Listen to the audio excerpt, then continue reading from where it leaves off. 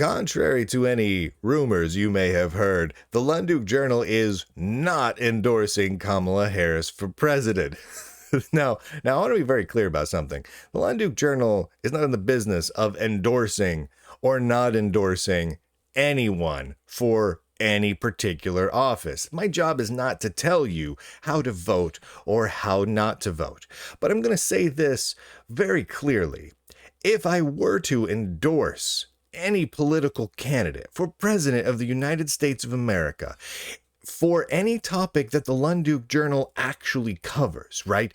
Computer-related topics, it would most definitely not be Kamala Harris. Now, again, that is strictly for computer-related topics, such as the computer industry in general, hardware and software, online privacy, online security, online censorship, open source, open standards, and related computer field topics, right? If we're to just take those topics into consideration and ignore everything else, geopolitical blah, blah, blah, and healthcare blah, blah, blah, and taxes blah, blah, blah, and ignore all of that stuff. All of the other stuff that everyone's out there yelling about nonstop, and we just focus on the computer things. It is almost difficult to imagine a candidate that would be worse for the computer industry and very critical parts of what we cover here at the Lunduke Journal than Vice President Kamala Harris. Let's talk about some of those specific policies. Now, we're not going to talk about online privacy and online security too much because, truth be told, there haven't been a lot of policy statements or activities under the current administration regarding both privacy and security. Now, I already hear many of you objecting to that and already screaming about at your monitors about a handful of different things, but we're going to leave those off to the side. What we're going to talk about briefly, very briefly, is the computer industry, the health of the computer industry, IT fields in general, online censorship, and open source, because those particular areas, Kamala Harris has demonstrated that she would probably be the worst possible candidate for those sorts of things. Just to give you an indication here, we're going to assume for a moment that the current Biden-Harris administration is somewhat a good indicator of a Harris-Walz administration. Now, I recognize that Kamala Harris is not Joseph Biden. However, she is one half of the current administration. And the president himself has stated repeatedly that he has asked Kamala to, quote, be the last person with the president before big decisions are made. Kamala Harris is providing the same counsel to me. She's the last voice in the room and never fails to speak the truth as we work to build our nation back better. The President Biden has made several statements along these lines where Kamala Harris is part of every major decision that is made. And when repeatedly asked if there's anything about the current Biden-Harris administration that Harris would do different in the coming 4 years, she says, quote, not a thing that comes to mind. So she would do nothing different. So what that tells us is very simply, according to her and according to President Biden, the current administration is a good indicator for what her next administration would be like. So what has it been like? Well, let's talk about Harris's negative impact on open source software. This is a crazy one to me because this has come up fairly recently. In fact, just in the last 5 days, because sanctions that the Biden administration put into place via executive order is now going to be forcing all GPL software with copyrights within the United States, which is effectively all GPL software, very few this won't apply to, are now impacted by sanctions with Russia, which means that projects in the United States can no longer work with Russian open source and free software programs. And it's not just GPL software. This applies to a wide range of open source and free software licensed projects, as well as companies. And this is creating a massive division within the open source world, and potentially is going to cause a significant number of forks and just all sorts of utter chaos and pandemonium. In fact, I can think of no specific action over the last 30 to 40 years by any president or any major politician of any country that has had quite this significant an impact on open source and free software as the Biden-Harris administration sanctions are already having, and they're ramping up because they don't even take full effect with a hard deadline until about a month and a half from now. So is Harris a good candidate if you like open source software? No. If you like open source software and collaboration with developers all around the world, there can be no worse candidate than Kamala Harris. Let's also talk about online censorship for a moment, because this is a big deal. I can't think of any nerd who is like, I love online censorship. Online censorship is my favorite. I don't know any nerd who's for that. I don't know any person who's for that. I'm sure there's some of them, but nerds, come on. Nerds don't want their online platforms to be heavily censored by the government, and yet that is what Biden/Harris exactly did. In fact, they worked with multiple online organizations, including Facebook, to develop custom portals to allow Biden/Harris to directly and efficiently censor American citizens. Yeah, that's a real thing. There's literally a Facebook portal just for the United States government to log in and censor American citizens. Now, did this happen under Obama? Nope. Did this happen under Trump? Nope. Did this happen under Bush or Clinton? Nope. Now, I have plenty of things I can complain about all those politicians. You list a politician, I can find something I can complain about. I can probably find something I can complain about relating to online privacy and free speech. That's just how it works. But this is a whole nother level. This isn't theoretical. This isn't, this law could be abused in the future. No. This is taking all the laws that we've ever warned about that could be abused, putting them together in a nice little package, and developing a custom web portal to allow Biden/Harris to specifically abuse those laws in as an efficient a way as possible. They literally made it.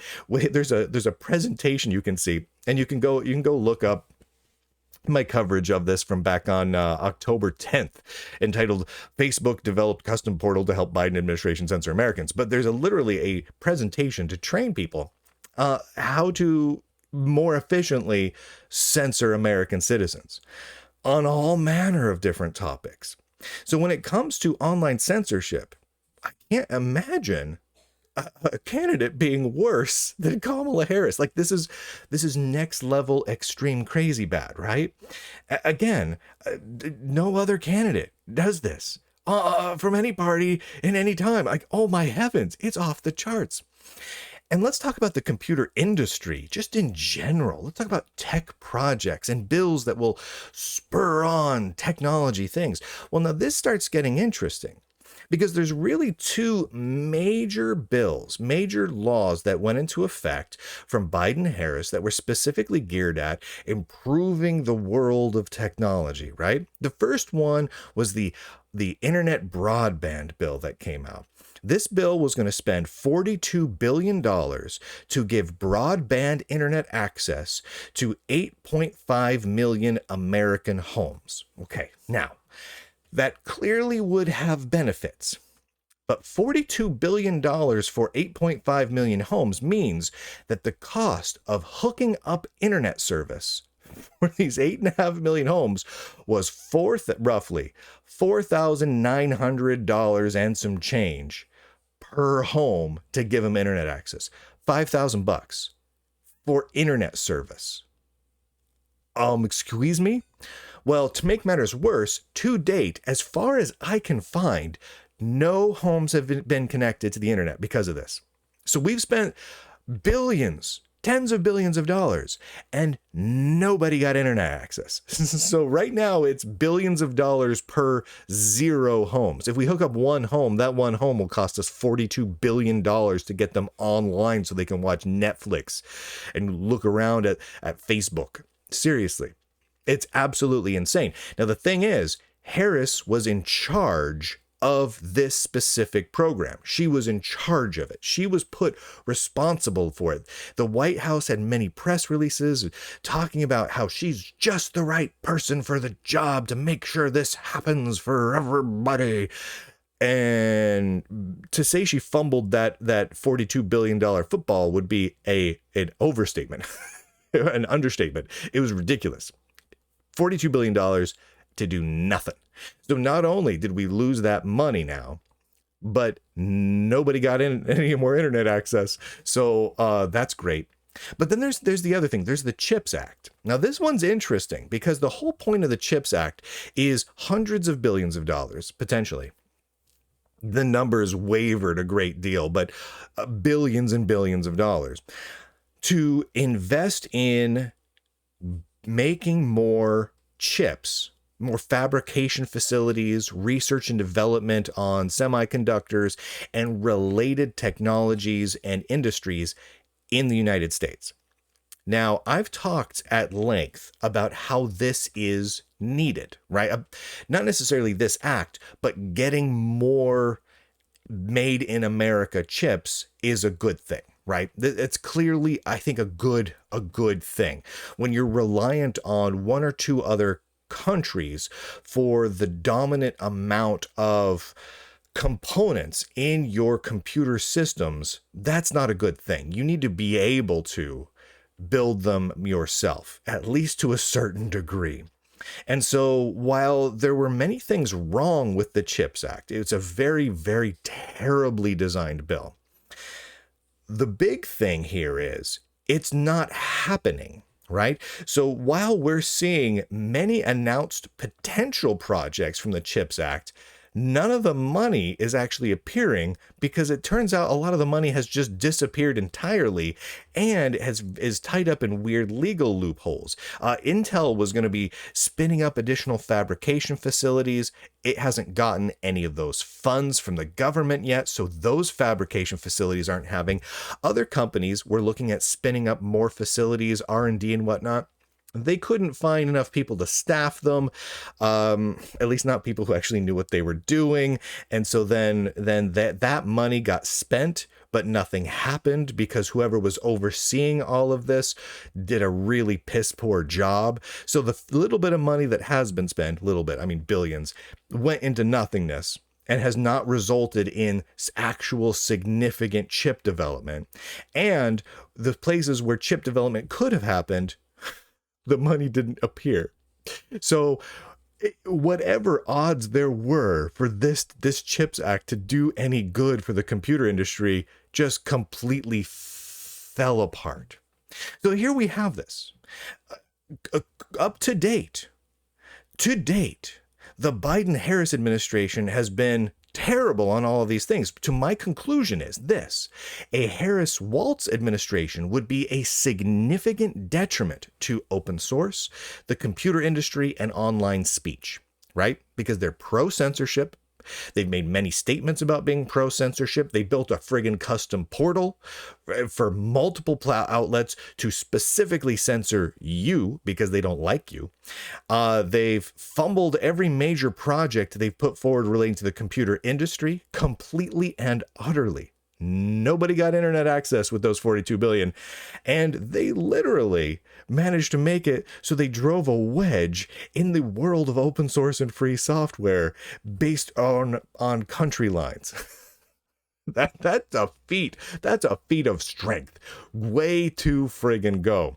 So I'm going to say this flat out. The Lunduke Journal is not in the business of endorsing political candidates, right? I'm not here to tell you who to vote for. I'm not. But I'm going to say straight up, if I were to endorse a political candidate, it would never in a million years be Kamala Harris, because Kamala Harris is really, really bad at computer stuff. And I just feel like that needed to get out there right now, because I don't want anyone going around saying, I wonder if the Lunduke Journal would endorse Kamala Harris. The answer is no. The answer is no, based purely on nothing but computer-related topics. There's no way. I can't envision a way any nerd would be like, oh, you know what? She's destroying open source, and she's actively promoting online censorship, and she's building censorship platforms into online websites, and she's screwed up every possible computer related thing she's been involved with, and it's cost us tens if not hundreds of billions of dollars as she's screwed everything up. You know what? I like that. Like, what nerd's gonna like that? I legitimately can't understand that. So if you like Kamala Harris because of something she does outside of tech, that's great. But I think we all have to admit to ourselves, whether she becomes the president or not, she's just been terrible from the computer industry so far. And if she has another 4 years at it, who knows how bad it could get computer wise. And that's just crazy. It's crazy to look at how much damage has been done in the last 4 years to the computer industry, to online privacy, to online sense. It's nuts. It's nuts. I just wanted to say all that because I can. And you know why I can? Because I'm my own boss. No big tech company can tell me what to say or what to do or what to publish, because I am funded entirely from subscribers, people like you at lunduke.com or lunduke.locals.com. No ads from big tech, no Microsoft money, no IBM or Red Hat money, none of that nonsense. None of that Michigas is coming in and funding anything that I do, not a penny. And so I can say this sort of stuff. And people are probably going to yell at this, Lunduke, you said you weren't going to get political. I'm like, I'm sorry. I can't have people thinking I might endorse Kamala Harris. That would be a travesty. But I want to point out, I did not actually endorse anyone today. I just did not endorse Kamala Harris. And with that, ladies and gentlemen, boys and girls, nerds and nerdettes across the inner tubes, I do declare, end broadcast.